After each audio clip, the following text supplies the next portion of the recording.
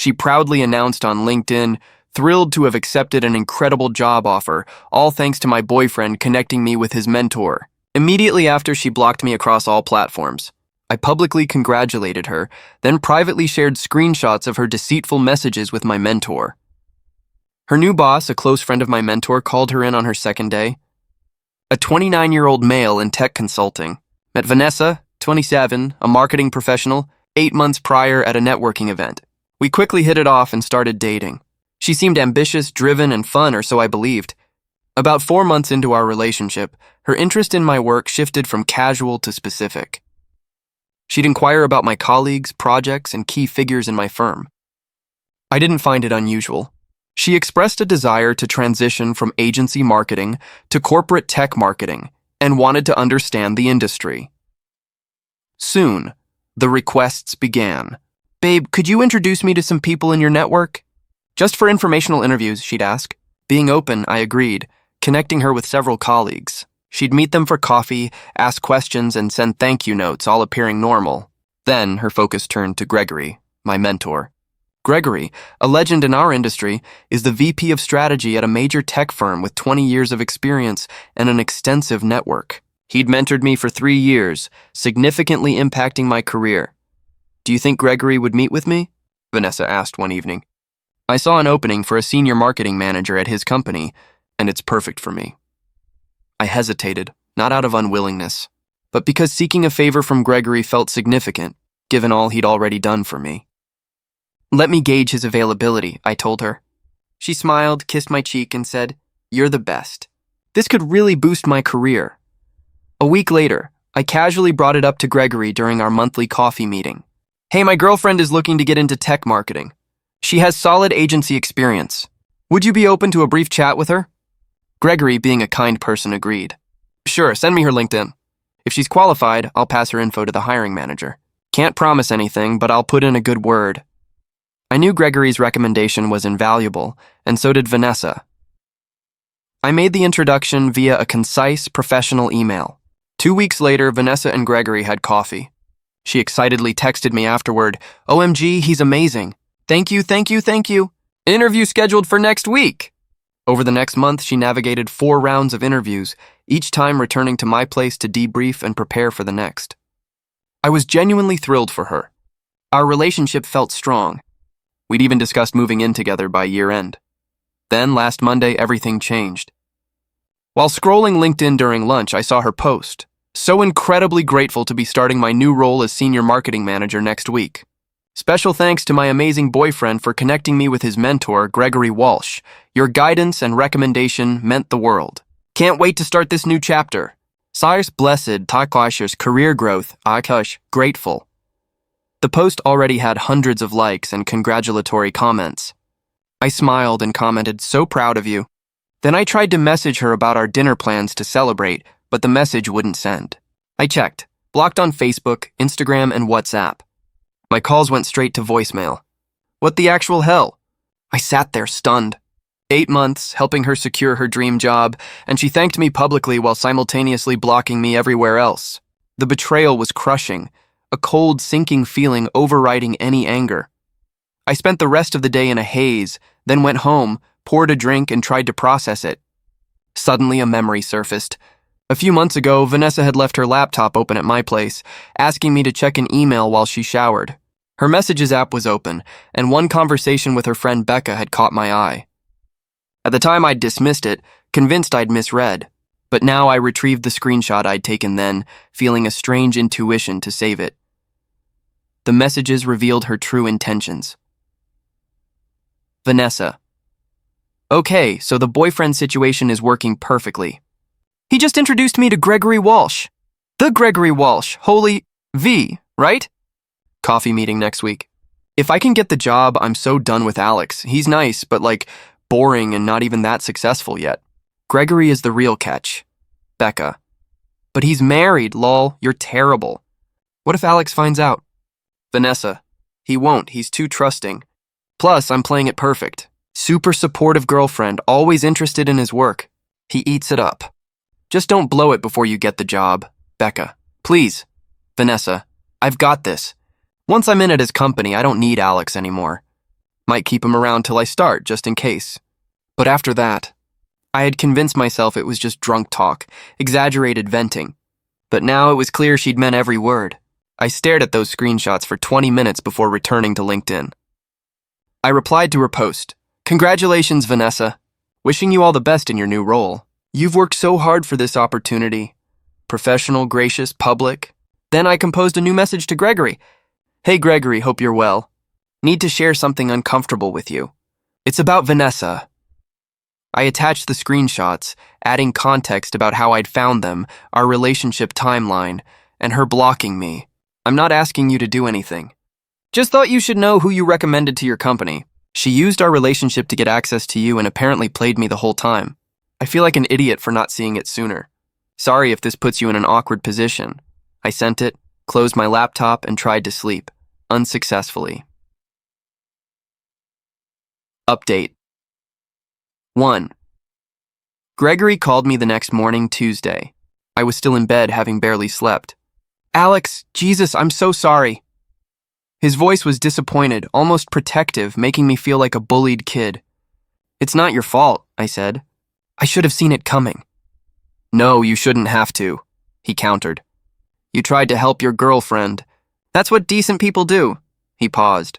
Those messages, that's calculating. I've seen ambitious, but that's something else. Yeah, look, I need to tell you something. I forwarded your message to Derek. Derek Polson, Gregory's college roommate, closest friend for 30 years, and the CEO of Gregory's company. My stomach dropped. Gregory, I didn't ask you to. I know, but Derek needed to see it. She starts Monday.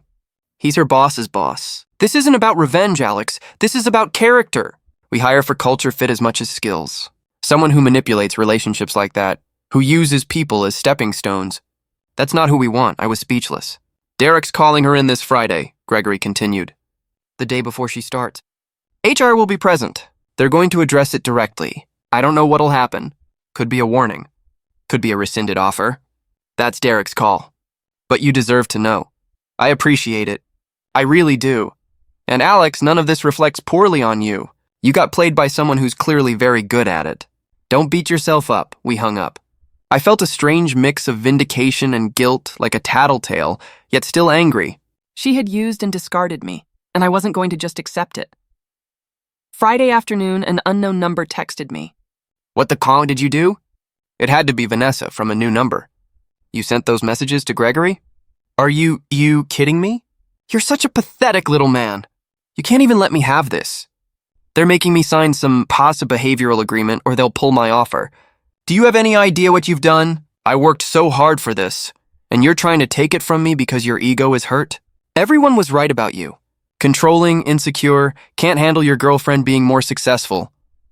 The messages kept coming, 12 in total, each more unhinged than the last. I screenshotted them all, didn't respond, and blocked the number. Saturday morning, a different unknown number. This is Becca. You need to fix this. You're ruining Vanessa's life over some stupid joke messages. Grow up. Ah, Becca, the friend she'd confided in. Me. Becca, the messages weren't a joke. She admitted she was using me for connections and planning to dump me once she got the job, which she did. I shared the truth with the person she manipulated. That's not ruining her life. That's showing consequences. Becca, she was just venting. Girls talk and talk about their boyfriends all the time. You can't even take a joke, me. She blocked me on everything the same day she started her new job after publicly thanking me. Explain the joke to me, Becca. Becca. Because she knew you'd be weird and possessive about her success. She was protecting herself. The mental gymnastics were impressive. Me. Tell Vanessa to stop contacting me. We're done. She got what she wanted, the job. The consequences of how she got it are her problem now. I blocked Becca too. Sunday, I received an email, not from Vanessa, but from her mom, Donna. Subject, very disappointed in you. The email was intense, calling me vindictive, jealous, and threatening to expose what kind of person I really am. She claimed Vanessa was devastated and questioning if the job was even worth it now. I replied once, Donna, I don't know what Vanessa told you, but she used our relationship to gain access to my mentor for professional advancement. then blocked me on every platform the day she announced her new job. I have screenshots of messages where she admitted to playing me and planning to leave once she got what she needed. I shared those messages with my mentor because he deserved to know who he recommended. Whatever consequences she's facing now are the result of her own actions. Please don't contact me again. I heard nothing back. Update 2.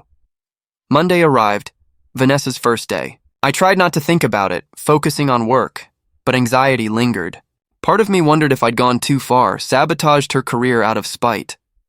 But then I recalled those messages, the calculated manipulation, the public thank you while blocking me everywhere, the utter lack of remorse. No, she had made her choices. Tuesday afternoon, Gregory texted, "Coffee tomorrow?" My treat. Wednesday morning we met. "How are you holding up?" he asked. "Honestly, I don't know." I feel justified, but also kind of shitty. That's called having a conscience. It's a good thing. He stirred his coffee. Want to know what happened? I nodded. Derek called her in Friday, as I said. HR was there. They showed her the screenshots, asked if they were real. She tried to deny it at first, said it was fake, doctored, whatever. Then she claimed it was just venting taken out of context. Let me guess. They didn't buy it. No. Derek told her they hire based on integrity as much as skill, and that using a relationship to manipulate access to leadership, then discarding that person, shows a fundamental character issue. They gave her 2 options: sign a behavioral agreement with a 3-month probationary period or decline the offer. She signed. But here's the thing. She's pissed. Been making comments around the office about how unfair it is, how her ex couldn't handle her success. Some people are sympathetic, others... He shrugged. Others see through it. Great. So now I'm the villain in her story. To some people, maybe. But Alex, here's what matters. You told the truth. You didn't embellish. Didn't exaggerate. You showed proof of what actually happened. That's not being vindictive. That's being honest. I wanted to believe him. There's something else, Gregory said. Monday afternoon, she tried to add me on LinkedIn with a message. You're kidding. Wish I was, he said. She hoped we could still have a professional relationship and would love to grab coffee sometime to discuss strategy. The audacity made me laugh. A genuine laugh. She really thinks she can still network her way up using whoever she can access. Derek was copied on the LinkedIn message. She doesn't know we share an account system for compliance. He declined her connection request and forwarded it to HR as documentation. So what now? Now she does her job. She's on thin ice, but if she performs and keeps her head down, she'll be fine. But any more stunts like this, she's gone. I nodded slowly. It wasn't the dramatic comeuppance part of me wanted, but it was real consequences, professional accountability. Thanks for telling me, and for everything. You did the right thing, Gregory said firmly. Don't let anyone tell you otherwise. That afternoon, I received another message, this time from Vanessa's brother, Todd. I didn't even know she had a brother. Yo, dude, my sister told me what happened. That's messed up what you did. You mean sharing proof that she manipulated me for career advancement? She was just trying to get ahead, man. You're acting like she killed someone. It's business. It's not business when you pretend to care about someone to use their connections. That's called manipulation. Everyone uses connections. That's how the world works. You're just mad she didn't need you anymore. She's free to use connections. What she's not free to do is lie about her intentions, use someone emotionally, then discard them and expect no consequences. Whatever, man. You're a petty. She dodged a bullet, blocked. The pattern was clear. In their minds, I was the bad guy, not the person who got used or blocked after helping. I was the vindictive ex who couldn't handle his girlfriend's success. Thursday, I made the mistake of checking LinkedIn. Vanessa had posted again. Starting a new role comes with unexpected challenges. Sometimes people from your past can't handle your growth and will try to sabotage your success, but I'm choosing to rise above it and focus on the incredible opportunity ahead. To everyone who supported me, thank you. To those who haven't, your negativity says more about you than it does about me. Positive vibes rise above new beginnings. The comments were mixed. You go, girl. And don't let the haters win, but also a few asking for context. One comment stood out from Derek's executive assistant. Wishing you success in your new role, Vanessa. Remember, integrity and professionalism are the foundations of any great career. The polite corporate shade was beautiful, I didn't comment, didn't react, just logged off. Final update. It's been 6 weeks since everything erupted. I wanted to give a final update since people have been asking. First, professionally, Vanessa is still at the company. She made it through her probation. Gregory says she keeps her head down and does decent work, but hasn't formed any real connections with the team. People are polite but distant. Word got around, not from me or Gregory, but you know how offices are. Someone tells someone who tells someone. She has professionally isolated herself, unable to leverage the very connections she schemed to get because no one trusts her. Derek reportedly held a team meeting where he discussed values and integrity without naming names, but everyone knew the message was clear. We don't play those games here. As for me, I'm doing okay. Not great, not terrible, just okay. The hardest part wasn't the betrayal itself. It was realizing how long I'd been played. 8 months of thinking we had something real while she was just waiting to level up and bounce. That messes with your head. I told my therapist everything. She said something that stuck. Sometimes the trash takes itself out. Your only job is to not go digging through the dumpster afterward. Good advice. Socially, it's been mixed. A couple of mutual friends reached out, saying they didn't want to take sides but couldn't believe what she did. Translation, they believe me but don't want to deal with her drama. One friend, Jason, straight up told me, "Dude, we all thought she was using you. We just didn't want to say it because you seemed happy." Cool, cool, cool. Would have been nice to know 8 months ago, but sure. My family was more direct.